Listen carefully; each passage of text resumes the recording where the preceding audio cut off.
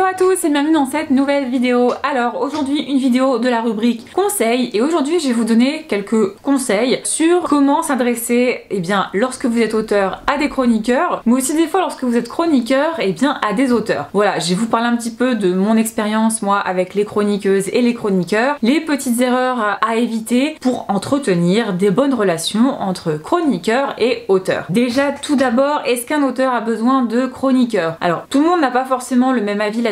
Moi je pense que c'est important, les chroniqueuses et les chroniqueurs, parce que c'est eux qui vont parler de votre roman, qui vont vous faire de la pub. Certains vous allez pouvoir leur envoyer avant la sortie de votre roman et donc ça va vous permettre de booster le lancement de votre livre. Et en fait les chroniqueurs ça fait partie de tous les moyens que vous avez à votre disposition pour faire parler de votre roman et tout simplement pour faire de la pub pour votre roman. Donc oui, faire appel à des chroniqueurs, moi je trouve que c'est plutôt chouette. Après rien ne vous oblige à le faire, vous n'êtes absolument pas obligé d'accepter des SP. Alors SP, pour ceux qui ne connaissent pas l'abréviation, c'est service presse. En fait c'est tout simplement l'envoi d'un exemplaire numérique ou papier de votre roman à un chroniqueur pour qu'il en fasse la chronique. Donc du coup on va revenir sur certaines questions que peuvent se poser les auteurs vis-à-vis des chroniqueurs, sur comment aborder les chroniqueurs. Et puis je ferai aussi une petite partie si vous êtes chroniqueur et que voilà il y a peut-être des petites choses des fois à revoir sur la façon dont vous vous adressez aux auteurs. Cette vidéo c'est pour que ça se passe bien pour tout le monde. Je suis pas en train de tacler les auteurs ni les chroniqueurs, absolument pas. Alors du coup je vais tout simplement vous expliquer comment moi je recherche des chroniqueurs. Et bien des fois tout simplement ça va être lorsque je vais tomber sur la chronique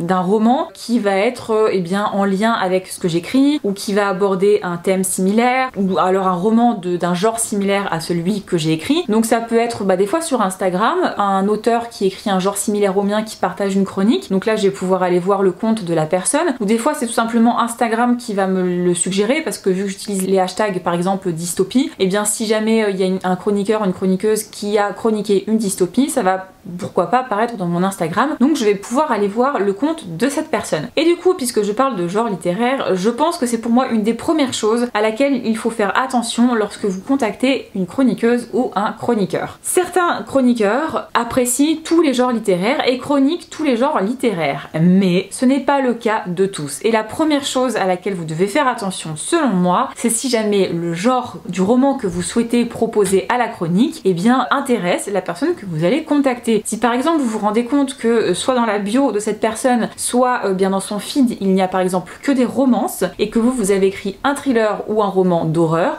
peut-être que ce n'est pas forcément nécessaire de contacter cette personne en fait, tout simplement. Vous allez certainement perdre du temps à envoyer un message, vous allez potentiellement lui faire perdre du temps elle à le lire, etc. Donc c'est un peu comme un envoi d'un manuscrit à une maison d'édition, faut regarder un petit peu la ligne éditoriale en fait de la maison d'édition. Et bien pour les chroniqueuses et les chroniqueurs c'est pareil. Du coup ça rejoint un point qui est aussi hyper important selon moi, c'est de vous renseigner sur le travail de ce chroniqueur ou de cette chroniqueuse avant de le contacter. Vous tombez sur une chronique, vous ne connaissez pas la personne, vous allez voir sa page, au lieu de faire tout de suite envoyer un message, regardez le type de chronique qu'il ou elle fait. Si jamais le genre de votre roman peut tomber en fait en accord avec ce qu'il ou elle aime, regardez si elle est en recherche ou pas de service presse. Il y en a certains qui le mentionnent, du genre là pendant 3 semaines je ne prends pas de nouveaux romans parce que j'en ai suffisamment à lire, etc. Donc là pareil, ça sera pas utile de contacter cette personne. Gardez son nom et notez à partir de quand vous allez pouvoir le recontacter. Mais voilà, intéressez-vous à la personne que vous souhaitez contacter. Ça vous évitera dans beaucoup de cas de contacter quelqu'un qui ne sera pas intéressé, soit à l'instant T, soit du tout, par votre roman. Et ça fera gagner du temps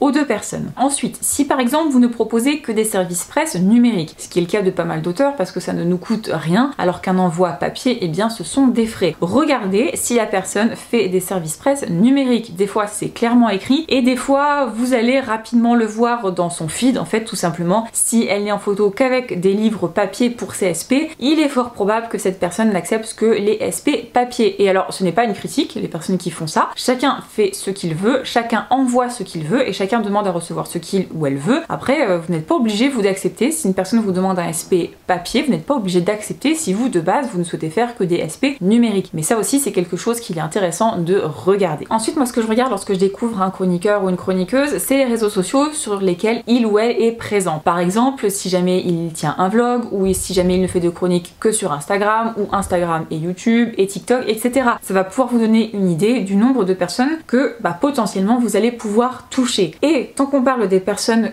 que vous allez pouvoir toucher, je sais qu'il y a certaines personnes qui regardent le nombre d'abonnés et c'est un premier indicateur, mais le nombre d'abonnés, ça veut tout et rien dire. Il y a certains comptes qui ont énormément d'abonnés, mais qui par contre n'ont aucun engagement de la part de leurs abonnés. Souvent, ce sont les comptes qui ont beaucoup d'abonnés, mais également beaucoup d'abonnements. En fait, qui se sont abonnés à, je sais pas, 2000 personnes, et du coup, bah forcément, sur les 2000, il y en a d'autres qui se sont abonnés en échange, et ça fait grimper leur nombre d'abonnés. Mais du coup, que ce soit les uns ou les autres, en fait, ne présentent pas forcément d'intérêt pour l'autre. Et du coup, en fait, on se retrouve des fois avec des comptes qui ont 3000 abonnés et qui ont 30 ou 40 j'aime sur un post et peut-être un seul commentaire. Donc dans ce cas-là, la personne a beaucoup d'abonnés, mais si jamais ces posts ne sont pas vus et n'intéressent pas, et bien au final c'est moins intéressant qu'une personne qui a 500 abonnés, mais sur ces 500 abonnés, il y en a 25 qui répondent sous ses posts, il y en a 150 qui aiment ses posts à chaque fois. Donc voilà, moi je regarde l'engagement des posts beaucoup plus que le nombre d'abonnés. Moi ce qui m'intéresse, c'est pas le nombre d'abonnés de la personne, c'est le nombre de personnes qui potentiellement vont être intéressées par les posts qu'il ou elle va faire. Donc voilà, je sais qu'il y a des auteurs qui demandent un nombre minimum d'abonnés pour leur chronique, et pourquoi pas, mais moi c'est vrai que je regarde plus l'engagement, je regarde forcément le nombre d'abonnés, mais je vais surtout aller regarder un certain nombre de posts et regarder le nombre de j'aime et le nombre de commentaires et aussi le type de commentaires, parce que si c'est que des pubs ou des trucs comme ça, bon pareil là ça a pas trop d'intérêt. Moi j'ai envie de voir des comptes où les posts en fait intéressent les personnes qui suivent le compte en particulier. Du coup, une fois que j'ai sélectionné des chroniqueurs et des chroniqueuses qui m'intéressent, comment je les contacte? Déjà, la règle numéro 1, c'est d'être poli. Juste envoyer un lien du genre tu veux un SP? Non, non et non. Personnalisez votre message. Et personnaliser un message, ça ne veut pas juste dire changer le prénom de la personne à qui vous dites bonjour. Non, montrez dans votre message que vous êtes intéressé pour de vrai au travail de la personne, que vous avez été voir son compte, que vous avez vu qu'il ou elle avait chroniqué tel ou tel roman qui peuvent être potentiellement en lien, pour lui expliquer pourquoi vous pensez que vos romans peuvent l'intéresser. Pour moi c'est important en fait lorsque vous contactez quelqu'un de montrer que vous êtes intéressé à son travail. C'est pour moi la moindre des choses, parce qu'entre un auteur et un chroniqueur, en fait il y a une vraie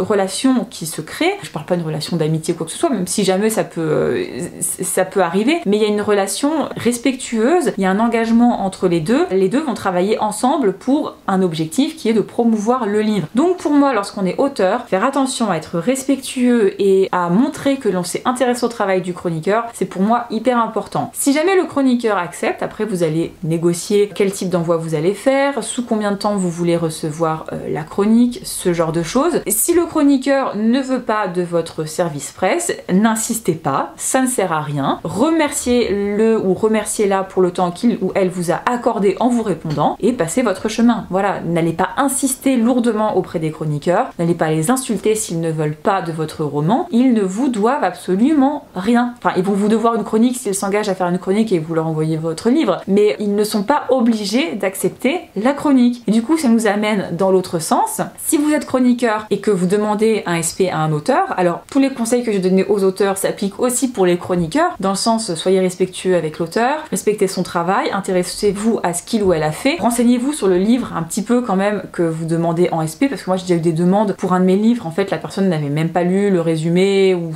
savait même pas quel genre c'était. Donc je me dis mais pourquoi tu me contactes? Et accepter le fait que l'auteur ne souhaite pas vous faire de SP. La plupart des chroniqueurs moi, auxquels j'ai affaire sont très respectueux, ça se passe vraiment très bien. Même ceux à qui j'envoie des livres papier, il y en a avec qui voilà j'ai une relation de confiance et je n'hésite pas à investir dans l'envoi d'un livre papier. Mais il y a certains chroniqueurs, certaines chroniqueuses, et alors j'en ai une en tête qui a sévi un petit peu auprès de beaucoup d'auteurs, qui étaient extrêmement insistantes et qui demandaient en plus d'avoir absolument des services presse papier, qui a même voulu faire une rencontre avec une autrice alors que l'autrice ne voulait pas forcément rencontrer les personnes dans la vraie vie parce que ça la mettait mal à l'aise, qui a insisté, qui a réclamé des livres supplémentaires, etc. Ça non, c'est vraiment hyper toxique et cette personne voilà refusait d'entendre qu'un auteur en fait ne veuille pas lui faire de service presse, quelle qu'en soit la raison. Vous ne devez pas un service presse à un chroniqueur. Vous avez le droit de dire non, tout comme un chroniqueur a le droit de dire non à un auteur. Tout ce qui est en termes de respect et de barrières, etc., en fait, ça vaut dans les deux sens.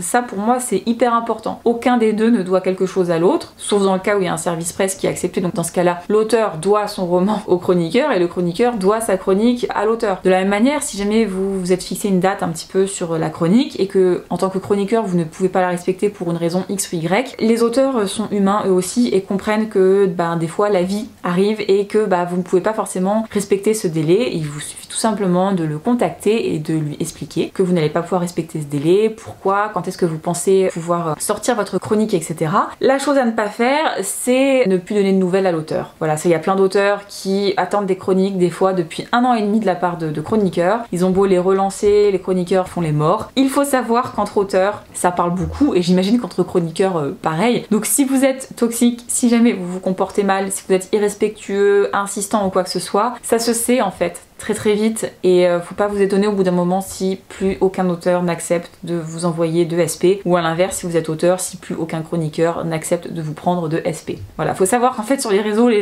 même dans la vraie vie, les gens parlent entre eux et si jamais vous vous comportez mal, en fait au bout d'un moment ça finit par se savoir. Du coup je vous ai expliqué comment moi je fonctionnais pour les chroniques. J'ai répondu à la question est-ce que c'est obligatoire de faire des SP ou pas, enfin là je vous ai donné mon avis et maintenant je vais aborder une dernière petite question qui a fait tout un plat sur les réseaux il y a pas très longtemps, c'est le fait de faire payer des chroniques. Alors est-ce que moi je suis pour faire payer des chroniques? Eh bien oui, il faut savoir qu'il y a des chroniqueurs ou des chroniqueuses qui ont énormément d'abonnés, énormément d'engagement, il y en a qui ont 15 000 abonnés sur YouTube et du coup en fait qui monétisent leur popularité en fait tout simplement. Pour moi ce n'est absolument pas déconnant en tant qu'auteur de se dire eh bien voilà j'accepte de payer, alors il y en a c'est 15 €, il y en a c'est 25 €, il y en a c'est 50 €, enfin ça dépend un petit peu de la popularité des personnes. Je ne trouve pas ça forcément déconnant d'investir en fait dans une chronique. Alors la question c'est oui mais du coup si tu payes est-ce que le chroniqueur ou la chroniqueuse va être honnête? Dans ce cas là il suffit d'aller voir un petit peu les chroniques que fait cette personne. Si jamais elle dit toujours que tous ses livres, tous les livres qu'on lui envoie sont merveilleux, qu'il n'y a pas de défaut, vous allez pouvoir vous dire bon,